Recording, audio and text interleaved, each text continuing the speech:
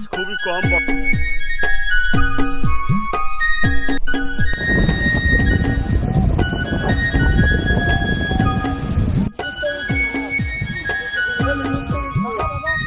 শুভ সকাল সুন্দরবন বন্ধুরা, আমি বর্তমানে রয়েছি সুন্দরবনের বিখ্যাত যে কয়েকটি জায়গা রয়েছে তার ভিতরে দুবলার চর একটি।